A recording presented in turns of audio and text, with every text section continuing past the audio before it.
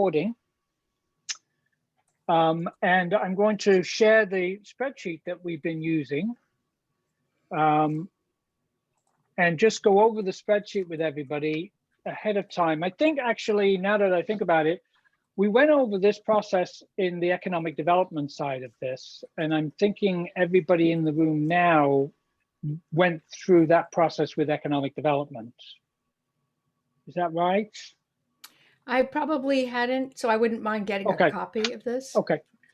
So what I wanted to say is this spreadsheet, which is also online at the Resilience-Guadalupe webpage on our webpage, we collected on this spreadsheet all of the assets and impediments from different groups and different meetings. This one is what we collected from the leadership. This is what we collected from, don't worry about reading these, and I know they're quite small. You can get this if you want to look in detail on our website. That's right, I did see that. Yeah. Yes, and so these are the ones that came in, assets and impediments for the stakeholder groups. This is a combination that Sonia did, where she did this presentation in the schools for 7th and 8th graders. This is it merged. Sonia also presented a meeting with, presented the meeting in Spanish, and this is the information she got from the Spanish group. So what this tab is doing is this morning, what I did prior to the meeting is I went through all of these other data sets and basically took out and cut and pasted over to here any subject matter that seemed to be related to children, youth, seniors, health and well-being, and the environment. And I moved them over to here under, I put them on 2 columns so I could make it bigger and you could see everything on one page because it's a big list. And this is 2 columns for the impediments and 2 columns for the assets of the community. What I did, so that's what I did prior to the meeting. At the meeting, we went over this morning some of what they consider the ones that could be grouped together and those that are the priorities.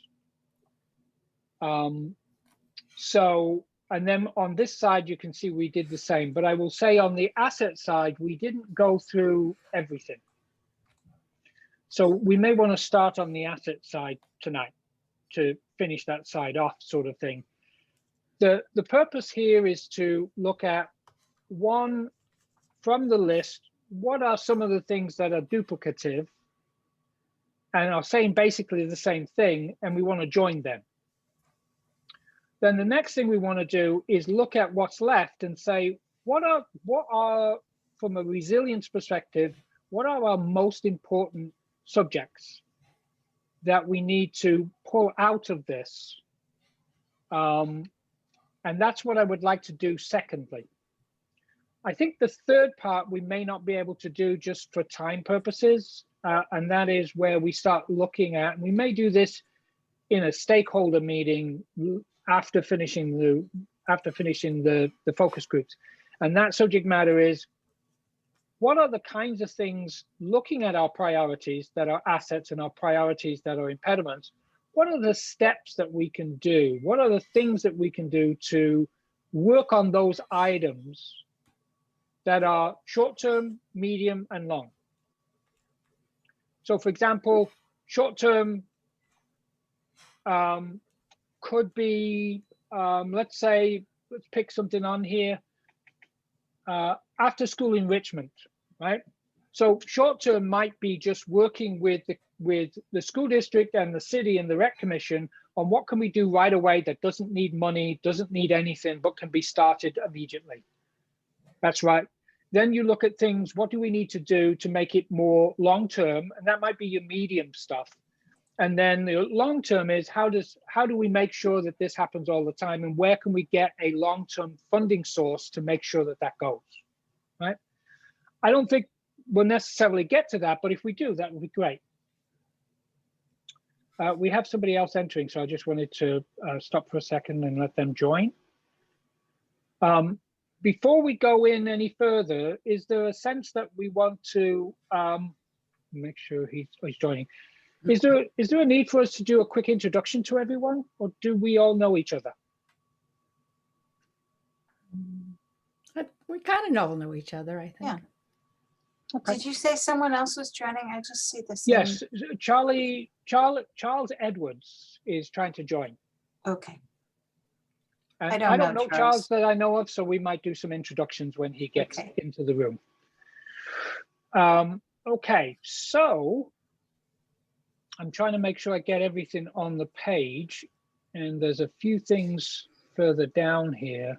Can you just remind me of the headers at the top, Tom? These are the assets. And then on the left? That's the impediments. Impediments. Okay, yeah. got it. So looking at these as assets, and I want to try and move that out of there because there are a few that are further down. Let me see if I can't move that into something above.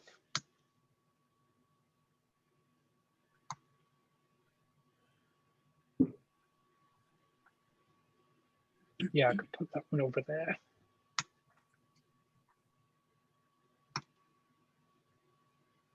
Okay.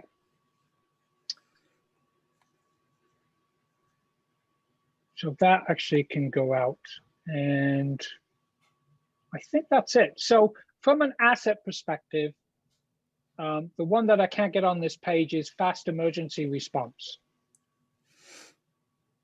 And I'm wondering, just to show you what I mean, does fast emergency response also go with low crime?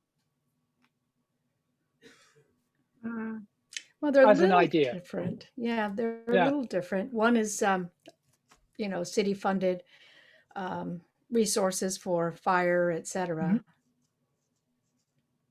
I have moved a lot of these ones here where it says family, community, unity, tight community, small town atmosphere, small community. I'm wondering if I should put strong families in that same group. Yeah, I would. I think they might be two different things, though. I think the family could go together. I was thinking that about the assets, that you might want to break up some of those that are have a slash between them and group them, you know. So talk about the family tightness and then the community tightness as two separate pieces. Right. Okay. Especially in this focus group, I think that would be our, since we're looking at them. Okay. Let me make a note of that.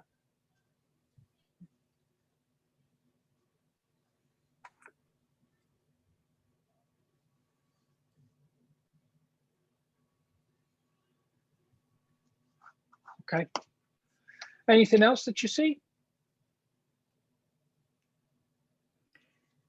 Little house is mentioned on the left and little house is mentioned on the right there. Yeah, yeah. I'm wondering if actually we could just delete that because this is really talking about the local nonprofit support infrastructure that's available here in Guadalupe. Right. Of course, nobody put Los Amigos de Guadalupe in there, but I'm okay with that. It's a given. I'm almost thinking that PHS and the Housing Authority should also go in this group as well, don't you? Did our other person get on? Charles Edward? No, it looks like they fell out. Might be trying again. Okay, so that moves that one out.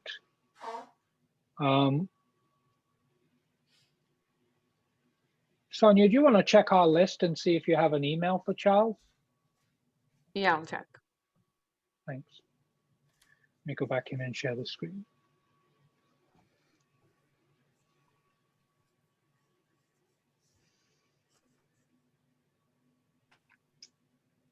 Okay, I'm just seeing if there's anything else on here that kind of fits into the nonprofit. I think maybe putting the service organizations and even the faith groups in the same. I would agree. And I think maybe it makes sense to give them another, is there a global name? Actually, it says faith groups in there already. Whoops, don't do that. Ah. Oh yeah, I see it right there.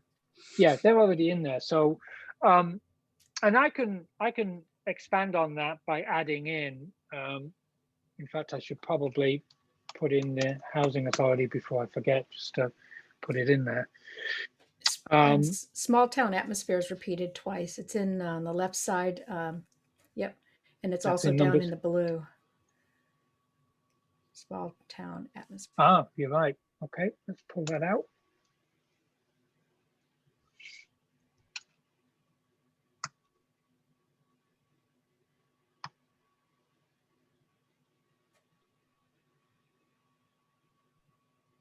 So there's a lot of these in red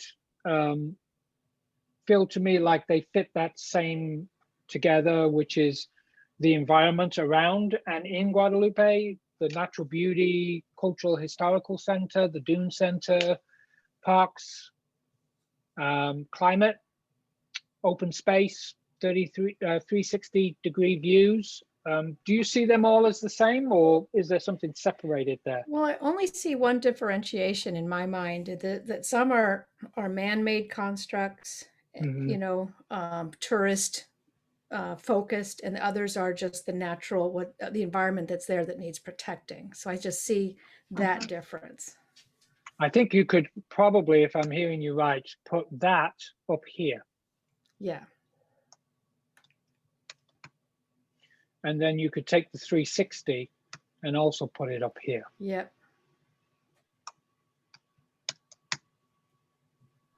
Which then gets rid of that one and that one. And open space? Same idea. I think so.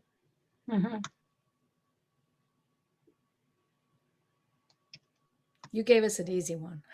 Yeah. And then I think I would put the parks, dunes, Leroy into this one, right? Yeah. More of a something created. Right? Yeah. But the dunes are really kind of in the natural beauty, probably. The dune center is there, but the dunes. Yeah, right. yeah, right. Yeah. I move think you're that item.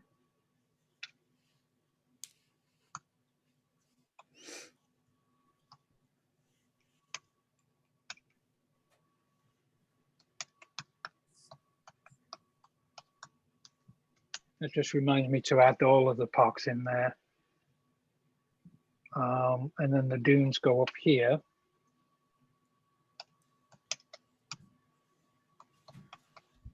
When was the input on cool schools provided? Was that during the McKinsey focus groups with the kids? Where it says good schools, you mean? Cool schools. Oh yeah, that's got to be the kids. Absolutely. Yep. Pretty sure. I'm going to put some money on that one. I would love to hear what they think, though. That's a really interesting, you know, that says a lot about what they think about the schools. And yet we talk about the schools in terms of the, you know, English test scores and the math. Emilio was here this morning for most of it. And there was a lot of discussion in here around the schools. So, so yeah, it's good to see that there is a balance in there. It's not an absolute. It looks like Alma is joining us.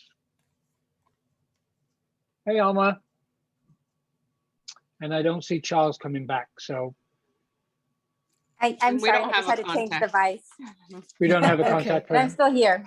Okay, Alma's been here, but she's been here. All right. I'm here. I just had to change device. Yeah, we got you in double. So we could probably take some of these school ones, I suppose. Actually, Jack O'Connell needs to go up with the parks.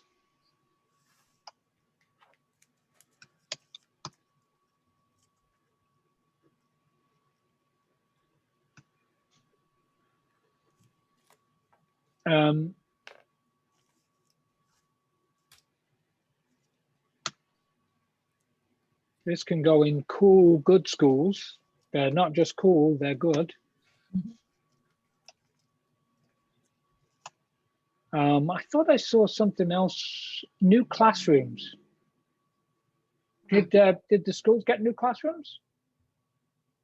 I think there's some new classrooms that Mary Buren that they just did, but we did this before. I don't remember what exactly the context for that is. Okay. Would after school clubs be moved there or? No, I think so. Yeah. Yeah. I think anything related to the schools, Put it together. in my, yeah, I think so, because we did that with the impediments. We put all of those things that kind of touch the school into one. And I didn't actually move them completely. I colorized them to some degree. So I know which color group goes with which. Okay. What about after school club? It's part of the school, I suppose, right?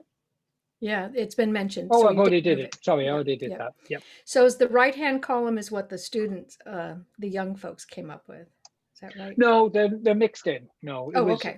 It's a mix. Okay, because there's a lot of repeats now, so we can move. Yeah, that's part of it, because you're hearing, which is good, because it means that the different groups are saying the same thing. Yep. And I think, my experience has been up to now is that apart from some of the things the kids said, like, they want Game Boys in everybody's house, and there should be a Best Buy, and all of that, and where's the Starbucks? Apart from their stuff that we kind of pulled out, that even some of their things that they said make sense with what the adults were saying as well. Yeah. So you can move a lot of things, because the low crime rate and fast emergency response, those are lumped on the right. And then you also have the parks and the good weather that can also be moved. Yeah. So this is. You have some there that's for the natural environment and some that's for the created. So I'm going to colorize that to make sure that this goes in with these in the appropriate places. Yeah. Let me do something to remind myself of that. There we go. And I think this actually says the same thing, doesn't it? Yeah. Pretty much. Low crime and fast. Wait a minute, you guys didn't want those two things together. Because you have, like, the medical clinic and CHC could go with fast emergency response, because those are both funding items that need funding. Yeah. Low crime rates is a great thing about the community. It's a wonderful town in that regard. Yes, and the fast emergency response, the low crime, the safe place to be. Yeah. Anything else that you see on the asset side? What I'm seeing, if I was to, let's say, pick 3 and we categorize them, it appears to me that one is the environment in and around Guadalupe as one. The family community unity is 2. And I don't know, maybe the nonprofit, but do you see, as a group, do we see anything else sitting in here that says these are important assets that we've not talked about, that we haven't emphasized? I think a lot of the nonprofit, it's really like resources, resources and services, excuse me. And I also think the safety thing, I've heard that before about Guadalupe. So we have low crime rate. So, and fast emergency response and safe, that I've heard that many times, and I don't live in Guadalupe, but so I think those are important. And then what is our perspective on this when we say, okay, these are assets? Is it sort of as a whole? Is it what the community feels, or is it also what is important from the outside looking in? Let's say you were Googling the town and you want to drive business to the town or drive tourists. Is that perspective that we're looking at? Because obviously the environment and all of that's really valuable. Or is it more from the inside? It's that small town feel. I'm just curious as to what we're using as our. So looking at the subject matters. So when we did the business one, there was a lot of focus on a large focus was on the goal of the community, especially the business association, in emphasizing Guadalupe as a destination location. And so things like ensuring that the train station is more used, finishing the trails to the dunes and the trail from Santa Maria to Guadalupe, redoing the downtown, including the theater. There was a lot of focus on that in that subject matter to say the community. A simple way of saying this is a lot of money leaves the community and will always leave the community because Guadalupe will never have a mall or a Walmart. And so there'll always be a need to buy clothes somewhere that Guadalupe is not going to be able to do, at least in the anywhere distant future. And so the question is how do you bring other dollars in to replace those dollars that are leaving? And the destination location is the idea behind that. And so from an economic perspective, those subject matters that you brought up are definitely in there on that side of the shop. Gotcha. For this side of the shop, it's about saying to the community what, from a youth perspective, and a lot of comments this morning were about the need for more activities for kids in Guadalupe. There was a lot of conversations this morning about the environment and the need for more trees, for a reduction in pesticides, and in reduction in other things, like, for example, we have a lot of commercial trucks that go through town, generally from farms. And those farms and those trucks bring in a lot of dust into the town. That dust then, with the wind, gets traveled all over the place. So there's a real air quality issue to Guadalupe that needs to be addressed from an environmental perspective. And we talked a lot about that today. So we've had those conversations around these impediments. What we want to do when we talk about children and youth and seniors and health and well-being and the environment is we want to make sure that in the plan, there is an emphasis also on, here's what we have now. We have a strong community. We have a strong set of service groups and nonprofits. And these assets can be used to solve these impediments. Yep. Very good. And question for you who live in Guadalupe, how often is the wind strong like that, like it was last week? Like last week? What about this week? Really? I don't live here, but I work here. Okay. And it's like most of the time. Yeah, yeah. And so, but the concept of of a bunch of eucalyptus windbreaks or anything like that isn't really in the cards, like to create a windbreak all along the fields. Well, so that's the issue. So the question becomes when you look at these impediments and you say, here's our issues, the next step is to then say, well, what are the solutions? And it may be, so for example, with Leroy Park and the work we're doing in Leroy Park, part of the plans for Leroy Park, based on the community's continued conversation about the fact that it's a beautiful park, but a horrible park for wind, we have a plan that has the park on the west side covered by cypress trees. Yeah, makes a huge difference. Yes, yeah. So that same question becomes a question to the larger community as it relates to just the whole community. And maybe the answer is a whole lot of cypress trees. Yeah. And eucalyptus. I vote for eucalyptus. So there is some movement. Sonia and I and the city are working on a what's called a tree canopy master plan of bringing trees in. The problem is most funders will tell you they don't want trees that are invasive in the community, and they won't fund invasive trees. And I'm afraid your eucalyptus are invasive. There's so many types, though. Yeah, well, there might be. And the other thing is you want trees that are drought tolerant. So I don't know. They probably are drought tolerant because Yeah. They're used in a lot of farms for windbreaks. They're used in many, many farms for windbreaks. Cool. Big old ones. They grow very big and tall and beautiful.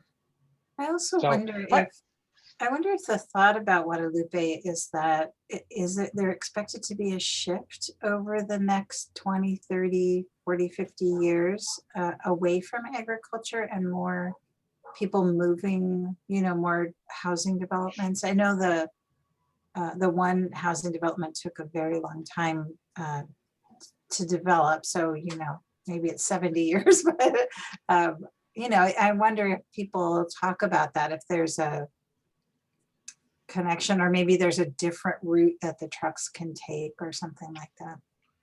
Yeah, I think there are. So on the first subject of housing, one of the dilemmas that Guadalupe has, which also is one of its benefits, assets and impediments tend to circulate in the same is the city is landlocked around farming, and under the McKinney Act, it's very hard to take farmland away and put it into housing.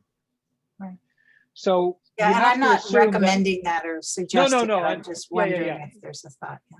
So the issue is that the city sees itself with its growth limited in its future. And from the other side of that, from an asset perspective, that might be the way to keep it to what it is. And not something else. For sure. So it's kind of an asset and an impediment. Yeah. Okay. If there's nothing else on the asset side, I wanted to, and I will clump these better and move forward with a better clumping of these. I think I've got enough. I put Jack O'Connell up there, didn't I? So I can delete that out. You have two of community pride, desire, and then two of the climate, good weather. Oh, okay. Good catch. Let me take that one out. Yeah, there you go. All right. And so what we'll do is we'll take these and work them into some subject matter, like maybe 3 of them as priorities of these are the assets we should be looking to support a resilient community going forward. And we'll try and put these into 3. I wanted to go back to the impediments and give you an opportunity to look at some of the impediments. Can I just, before we move over quickly? Sure. We just talked about the asset of agriculture and the asset of having land, but that's not really in there. There's open space, but that's not really the same thing. So I wonder if that should be added. The farmland? Farmland, and the fact that there's a lot of land, I guess, just based on our previous conversation. Yeah. I'm going to put farmland in there because I think it's important to leave it in there. I think most of the conversations I had this morning, there was conversations around pesticide and how much the farm area actually is an impediment to the community.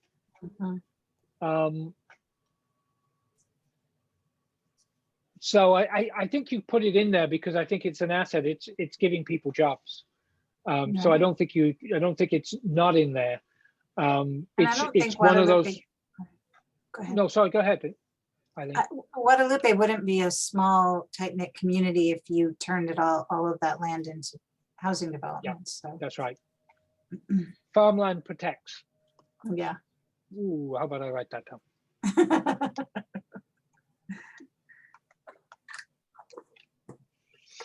I have to step off for just a minute, but I'll be right back. Okay.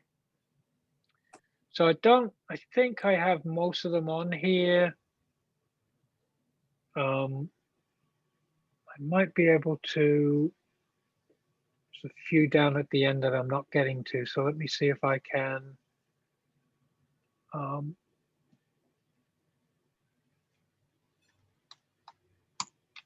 Is it still seeable by you guys? Oh yeah. I mean, Yeah, I have okay, a big good. screen, a monitor. Okay, good. Oh, good. So let's do, that gives me a little bit more.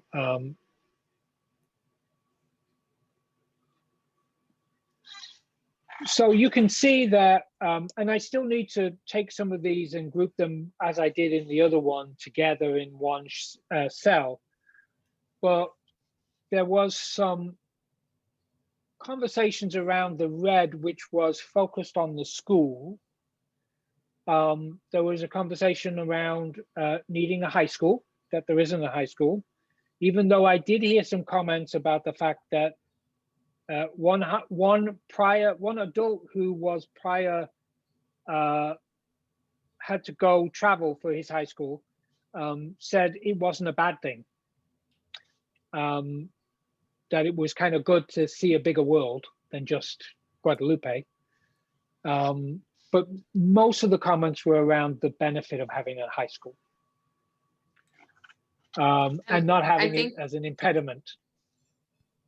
And when we did the focus group with the kids, they also said that as it was an asset because they were able to go somewhere outside of Guadalupe for school, whereas most of them would never leave Guadalupe, and now they leave for school. So that was also said during our youth. So there was a mixed response to that as well. Mm-hmm. And I wonder how much of that, and I think there is a mixed response to it. And I think there are the younger ones liking the idea of getting on a bus until they find out it's 6 o'clock in the morning. So that came up, low scoring schools. You know, the superintendent was in the meeting and we talked about a lot of these things. A lot of these things is the superintendent, just so everybody knows, is relatively new, and knows all of these subject matters and is looking to and has pretty much an answer to all of these in getting them moving forward. What I've said is the idea behind the plan is it's an impediment unless it's fixed. In other words, unless there is an actual outcome that's solving the problem. And so we want to keep things in the plan unless they're no longer in the issue. So for example, one of the big things that came up under economic development originally was there was no business group. So I don't know if that will go into the plan because there's now a business group. One of the things that came up earlier and has always come up is preschool. What Emilio said was that I don't remember, but Eileen could probably answer this question, is they will have universal preschool, 4 years of age and up. I think they said in 2024. So I don't think I would take preschool out of this and not put it in the plan. But what we might do is put a note at the bottom that says the school district indicates this will be universal preschool at this time. But I don't want to take it out until there is actually universal preschool.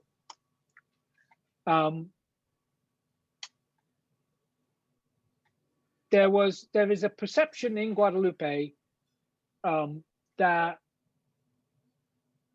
parents don't want their kids going to the unified school district. And I don't think Emilio was able to give us numbers, but he says that none of the kids in Pasadena have enrolled in school, in his school.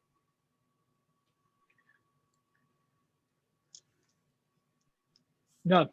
So what that's saying is at this moment in time is there's some work that still needs to be done on people's perception of the school and the school district. There are quite a few kids in Pasadena that I know of, and what they're basically doing is requesting that the school district transfer them and allow them to go to a different school. And so, you know, I know of at least 12 kids that are in Pasadena, and I'm sure there's a lot more than that. None of them going to the Unified School District is an impediment. It's an impediment to the school. They get less money.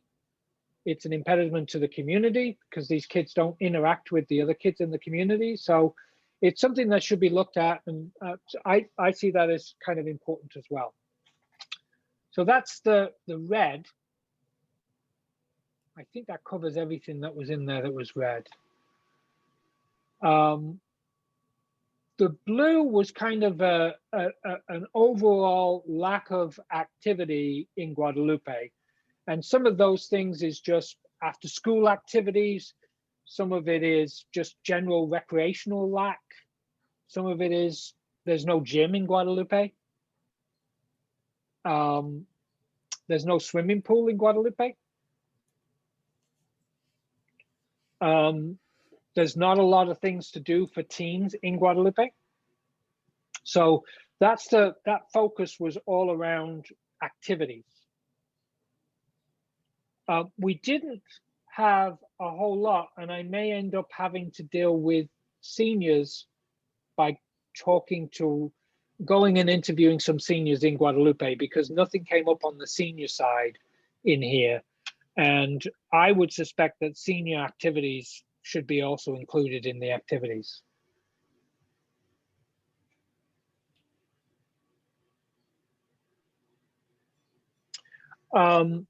There was also the discussion in the green is where we have the wild dust, the wind, the dust, the allergies, the pesticide came up. Some people in the meeting were able to tell you that on Sundays, they stay in their house because the farms will come with their helicopters and spray.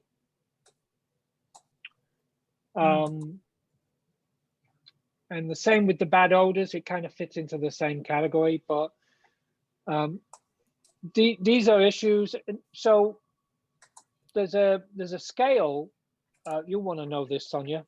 There's a scale that's used by the state to make determinations whether a community is disadvantaged and therefore eligible for certain funding. And it's called the EnviroScreen. And the EnviroScreen basically puts every community based on data into a percentile of disadvantaged. EnviroScreen 2, Guadalupe was in the top percentile. Then about a year and a half, 2 years ago, Sonia, I think it was, they switched to EnviroScreen 3. And Guadalupe, we went below in the second lowest percentile. So went down from the top to the second to the top percentile of air pollution. I could never get anybody to explain to me why, because Guadalupe's air quality has not changed between EnviroScreen 2 and EnviroScreen 3. So it's a data collecting, and somehow they changed the data and they're done. Today we had the county's air quality manager in the meeting, and they have indicated that EnviroScreen 4, which is in draft form, puts us back at the top, which is a bad thing and a good thing. Because on the good side, it allows us to address these issues. For example, trees. It gets us to a point where there's certain programs that we were not eligible for, or our eligibility was not strong, that we would now be eligible for. So on a solution side, we would say, let's take advantage of EnviroScreen 4 while it still exists. I wonder what the asthma rates are in Guadalupe. I just was looking it up while we were talking. It's mentioned in the general plan for Guadalupe, but I can't I don't find know how that data. updated. Yeah, that's an old one as well, isn't it? Well, it's supposed to go to 2040, but I'm just saying it mentions that some residents suffer from asthma, but there's no data in here. You know, And I there think are- we have some data from the person that did like the health data, you remember? And I think in there it said that there was a high rate of asthma. Okay, that's what I would believe think. so, but I would have to double check. Okay. And I Yeah, think we the need to- sand, yeah, the sand is another, the dust and sand is another element for. And the asthma. dirt that's traveled from the trucks. So a lot of these trucks leave the farmland, and in other locations, the way they manage that mud that cakes everything. And if you've ever driven down 166 from Santa Maria, all you have to do is drive one way and your car is full of dust. Yeah. All of that is traveled through Guadalupe from farmland because Yeah. the trucks take it through the town and the wind blows it everywhere. Anyway, so where were we? So the other area that came up quite a bit was that Guadalupe is a food desert. So that was the other main issue that came up. And the food desert means there is no major grocery store in town. There's no farmers market and no community gardens. And limited shopping is the other thing that came up. And I'll just move that up to there when I get a chance to do it. I would say just on the other side of the assets that with Pasadena, when the second phase goes in, there's supposed to be all the commercial in front. So I think that's the expectation is that there will be larger grocery stores, other stores there, but not large, not big box or anything, but larger. No, you know, if you can get a regular size supermarket that gives you plenty of fresh vegetables and fruit choices, then that really does help, because for the most part, so a food desert, I understand, if I'm correct with the definition, one of the definitions of a food desert is you can get to that supermarket within a certain radius, either by walking or by car. And I don't remember what the definition is, but my instinct is that having a supermarket over on 166 doesn't necessarily solve the food desert issue that's over on 11th Street. Because of the inability to do walking. Now, the city is working on a new transportation system that's going to be coming into play, which is which will be a lot more effective in getting people around the town much quicker.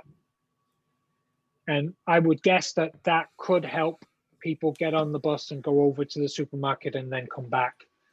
But that, you know, it does help, but it doesn't finish the problem. So looking at this, do you see anything else? This probably should be red.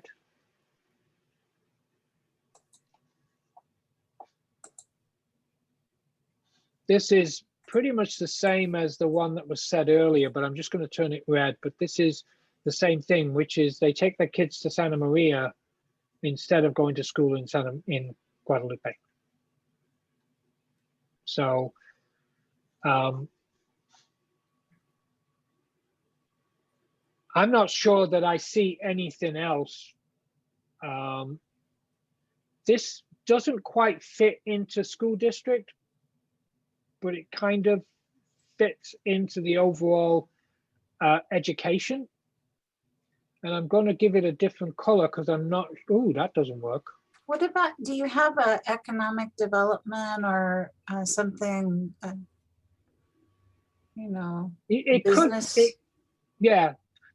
I mean, these areas are really what we're talking about outside of the kids going to school. We're talking about adults and adult education. Right. Now, you could put that all into one big category of education, but I'm kind of thinking that it really sits by itself. Yeah, I would agree. I think if there's an economic development, you know, that there needs to be more economic development or something like that, some overarching, that would be helpful. You know, this gets back to your community center concept. So in my old days, years and years and years ago, when I worked with developmentally disabled, you had two categories. You had what we call pre-vocational. And if you're doing workforce development, you could tie workforce development as having a pre-workforce development concept of getting people's education up, getting their English, which is actually what I would want to put in here. If you guys, what you think about this, but the other issue, I'm not sure why it's not in here, Sonia, but it came up quite a bit, which is we have a very large population that their primary language is Spanish. Well, And it says language difficulties, non-English speakers. Oh, right below it. God, there you go. Thank you. I think all of that goes in the same category, which is English as a second language and pre-vocational education development as a subject matter. There's another line down below, below the farmer's market, like talks about, and so, oh, but isolation is the next line. Sorry, I thought that the isolation was connected to that. No, but I think that still goes into that same colorizing, doesn't it? This isolation is one of those things that it's the asset and the impediment. The isolation because of how far we're away from a big city and we're surrounded by farms, and it's a good thing.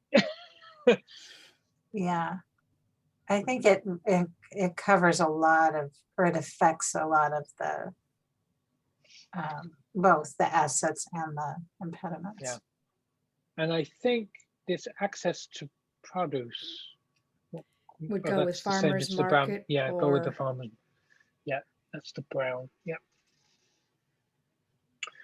So, just what's your thoughts about picking on the impediment side? What do you think is the most critical impediment to look at? What is second and what is third? Not low-hanging fruit, but just the big ones, the big stuff. Yes. Huh? Okay. Yes. Yeah. Yeah. Now we're gonna combine, as you can see, we're combining a lot of stuff in here. So, you know, when you talk about a food desert, that's a lot of subject matter. When you talk about the school district and schools, that's a big subject matter. And when you talk about activities, you know, community activities, whether it's youth, seniors, or adult recreation, that's a big subject matter, and it's going to cover a lot of things. Those three seem to be the highest on the list. Well, actually, no, because on the other side of that is the air quality. Yep. You're going to make us choose 3, or can we have 4? I'm going to make you choose. I'm going to make you choose 4, but I want you to put them. Well, then you've got them. You've got them. No, I want them in the right order. What's first? What's second? And what's third? And what's fourth? Let's everybody have a go. All right. I vote education first. Eileen puts education first. Okay. What would you put second, Eileen? We'll go through your 4. Oh, gosh. And then rest of you can think about it and give me your answers. Can you remind me? So air quality, activities, and food deserts. access. Food access, yes.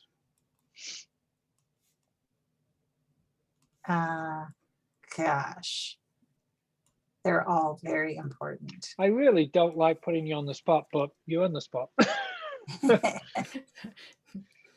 Anybody want to go before her then? Give us some time. Yeah. Anybody know what their 4 are? Sonia, I need your 4 as well. Okay, I can go. Okay. I think for me, the first one I think would be, it's a tie between food desert and air. Just because I feel like if you don't have the right food and if the air quality is bad, you can't really function properly. And then it would be education and then activities for me.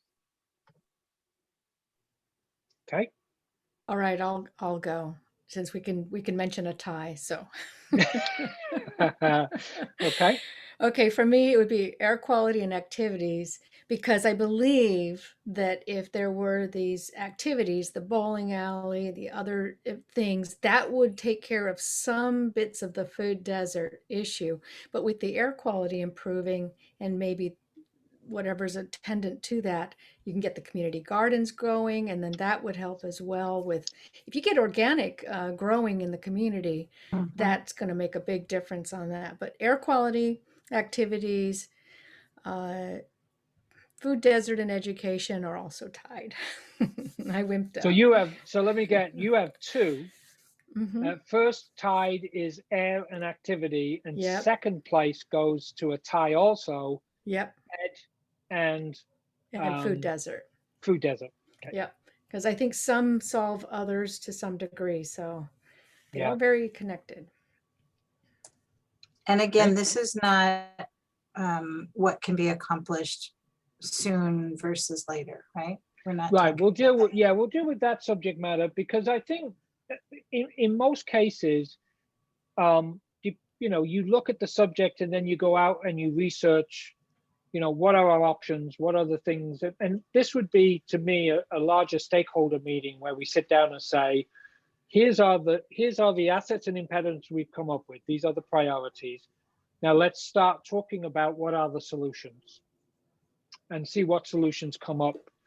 And then some of that will be, my agency's review of available solutions out there in the real world.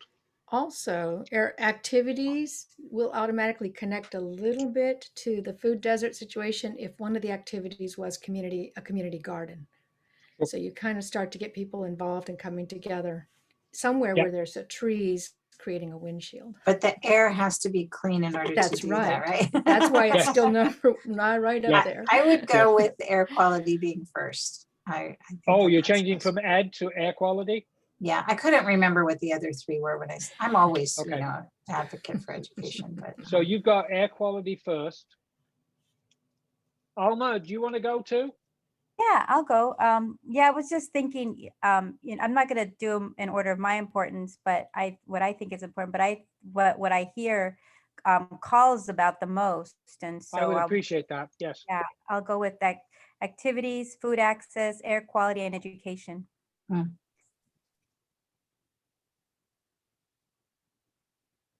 Super. That's how you do it, Alma. The people have spoken. Yes. That's right. Okay. Eileen, we've got air qualities first.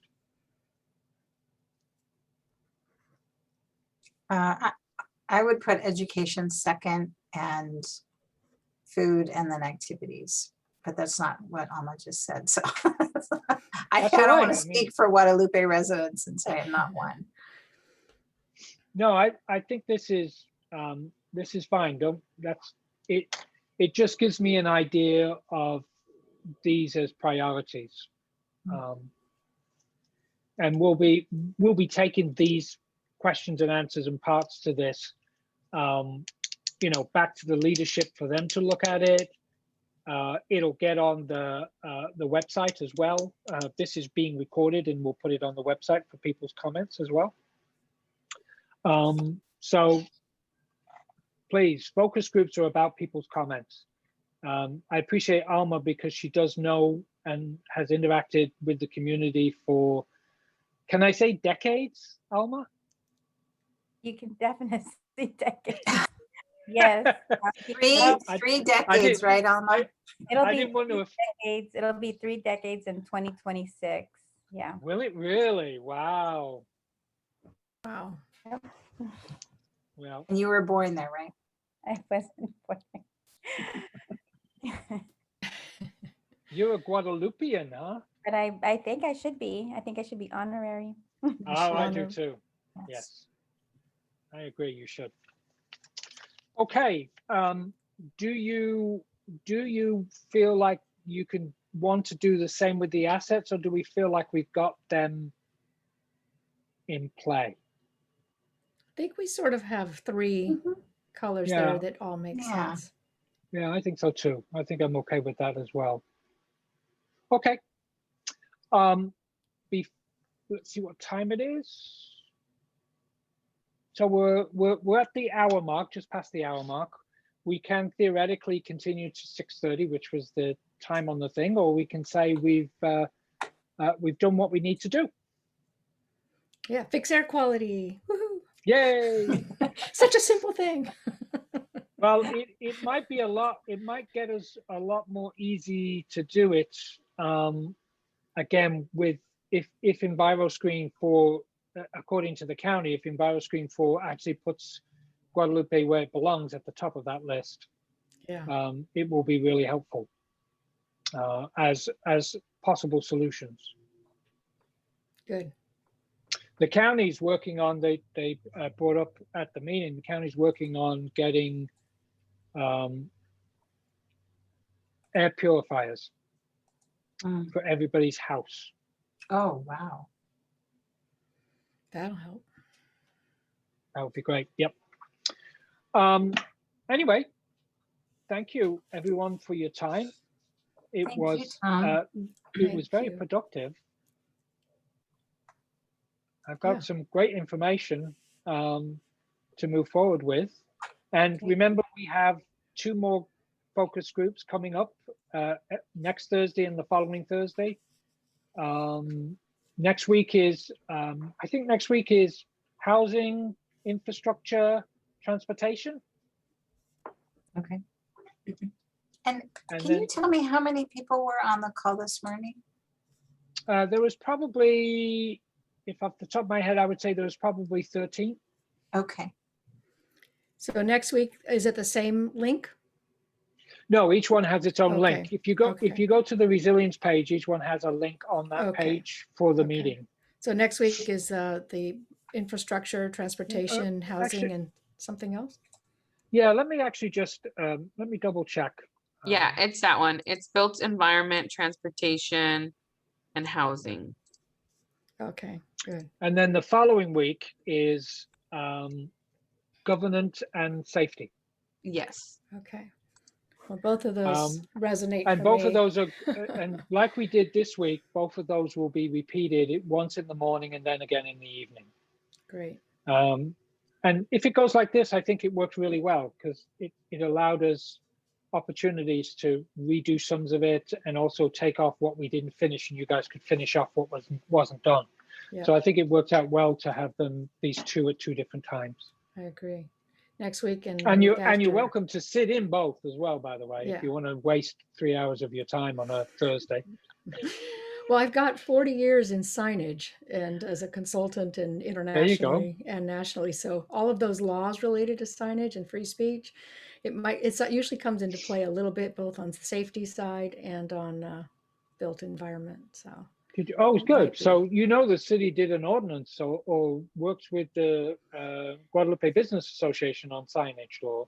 well, I submitted some information from the signageresearch.org, and I don't know what was adopted. Actually, I don't know what their ordinance turned out like. I don't know if that ordinance ever actually is finished yet. I know that they went through a long consultation with the Guadalupe Business Association to get something that made sense. Yeah, they have to be careful. There's a lot now, litigation-wise.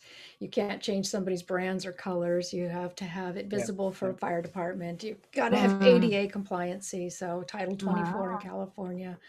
It goes on and on and on. Yeah, and I think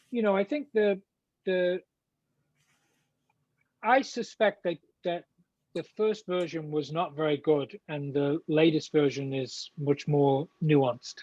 I wouldn't mind if they wanted. I could do a quick audit of it and let them know if they've got anything in there that might trigger anything. I certainly will. I certainly will pass that on. If you like, I can give you Larry. Larry Apple? Larry is the yes. Okay. You know Larry, right? Yeah, so I do. Larry's I think the one that's actually, who I sent the info to. I'm pretty oh, sure. good. Well, he's So the lead hopefully on he that has it. ordinance. He is Okay. the lead on that ordinance. So I will ask him if he has a Yeah. working draft.